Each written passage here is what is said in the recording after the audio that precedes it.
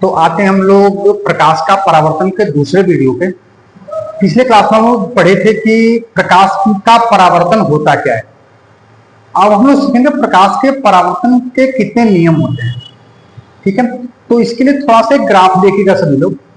Suppose में कोई कांच है, उसके पीछे हम लेप लगा देते हैं। लेप लगाने से क्या होता है कि ये कांच दर्पण में चेंज हो जाता है। ठीक है, तो ये हो गया दर्पण यानी मिरर हो गया भाई। अब इस पे अगर हम कोई प्रकाश की किरणें इस पे भेजते हैं, प्रकाश की किरणें डाली जाती है दर्पण पे, तो ये दर्पण के दूसरे साइड में तो जाने वाला है नहीं। ये क्या होता है, उसी माध्यम में क्या होता है, अपने माध्यम में वापस लौट आता है। तो जो किरणें आ रही होती हैं उसे कहते हैं आपतित किरण, इंसिडेंट रे बोलते हैं इसको। और जो किरणें मुड़ के वापस जाती हैं उसे कहते हैं परावर्तित किरण।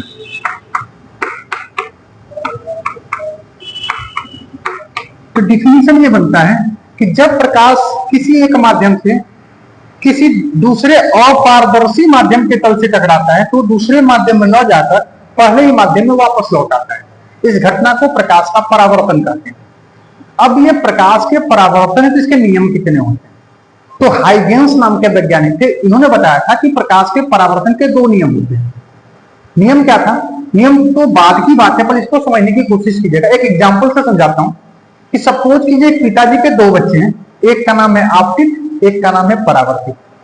तो उनके पास इतनी जमीनें पड़ी हुई, ये सब जितने सब उनकी जमीनें पड़ी हुई।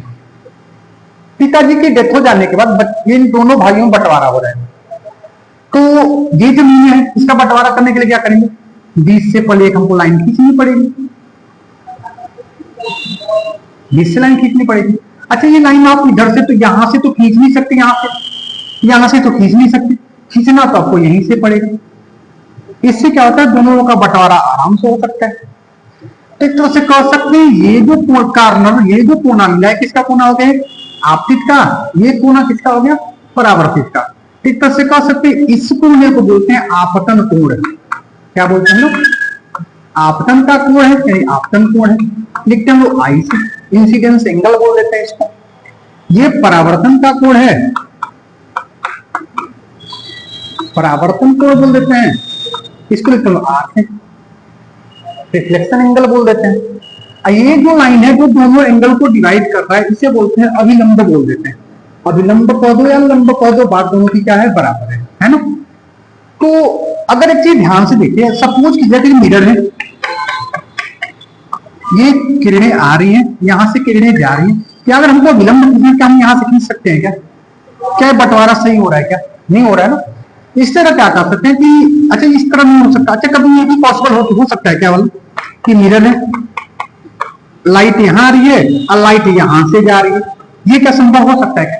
तो संभव ये भी नहीं है, संभव ये भी नहीं है। तो नियम क्या बनता है कि प्रकाश जहां पर आती है, प्रकाश वहीं से निकल के बाहर जाती है और उसी पॉइंट पे क्या होना चाहिए, अभिलंब भी होना चाहिए। यह जो पॉइंट है ये आपतित का पॉइंट है कि परावर्तित का पॉइंट है कि विलंब का पॉइंट है, ये तो तीनों का पॉइंट है। तो कह सकते हैं कि आपतित किरण, परावर्तित किरण तथा अभिलंब तीनों एक ही तल पर होने चाहिए।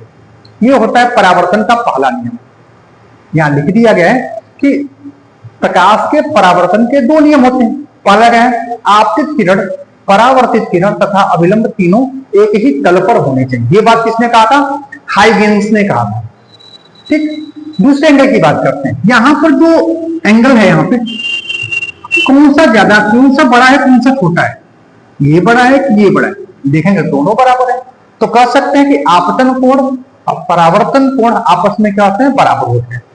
आपतन कोण आई तथा परावर्तन कोण आर आपस में बराबर होते हैं। अतः कह सकते हैं कि angle I is equal to angle R. ये होते हैं प्रकाश के परावर्तन के दो नियम हो जाते हैं। ठीक है, अगला टॉपिक हम लोगों का गोली दर्पण क्या होता है। तो गोली दर्पण समझना बड़ा आसान है। इसके लिए क्या करना होता है, कांच का एक खोखला गोला ले लेना आपको।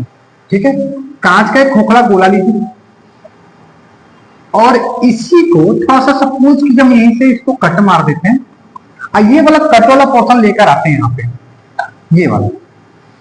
ठीक है, ये वाला थोड़ा सा बड़ा बन गया है लेकिन थोड़ा ध्यान दीजिएगा आपको, ठीक ना। अब इसके दो पृष्ठ हैं, दो सरफेस, एक इधर से एक इधर से। अब इसको हम दो तरीके से इसका यूज कर सकते हैं, इसको दो तरीके से यूज कर सकते हैं। या तो लेप इधर से लगा दें,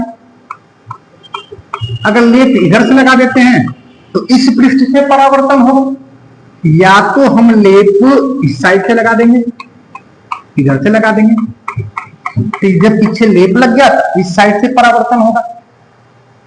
यानी कि इससे जो गोली कोश का जो पृष्ठीय जो भाग है उसको दो तरीके से हम यूज कर सकते हैं।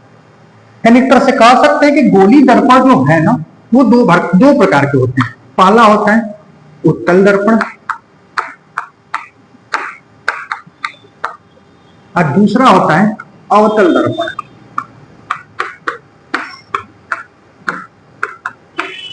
अब उत्तल दर्पण क्या होता है, अवतल दर्पण क्या होता है, इसके लिए थोड़ा सा ध्यान देने की जरूरत है।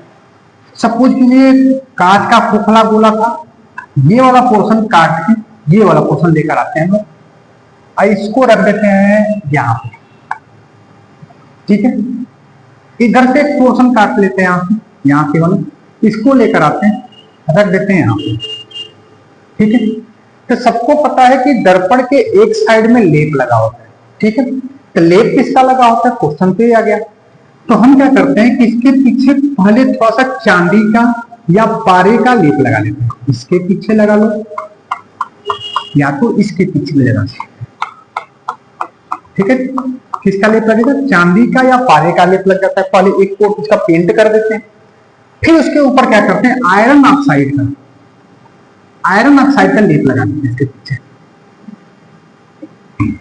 किसका लेप, आयरन। इससे क्या होता है कि पहले जो आपने चांदी या पारे का जो लेप लगाया उससे क्या होता है कि इसका जो दूसरा सिरा होता है वो थोड़ा सा चमकदार हो जाता है। और चमकदार होने से लाभ होता है कि परावर्तन की क्रिया आसानी से और अच्छे से होती है, ठीक है। अब क्या करते हैं, इसका पीछे का तल तो लेप लग गया, ये जो साइड है ना, ये जो सरफेस को थोड़ा देखिए थोड़ा सा उठा हुआ है ना, उभरा हुआ है थोड़ा सा, ऐसे चक्री यहाँ तो उभरा हुआ तल है ना, तो उभरा हुआ तल को उठल तल या उत्तल बोल देते हैं, ठीक। यहाँ पे उभरा हुआ तल पे पेंट किया गया, जो धंसा हुआ तल ना थोड़ा सा कर्व टाइप का नहीं बन गया यहाँ पे, इसे बोलते हैं अवतल बोलते हैं। अव मींस कम होता है, तल को जानते हैं सरफेस हो जाता है, इसे उत्तल बोल देते हैं, इसे अवतल बोल देते हैं, ठीक है। चलो ये हो गया कि गोली दर्पण दो टाइप के होते हैं, उत्तल और अवतल, ठीक।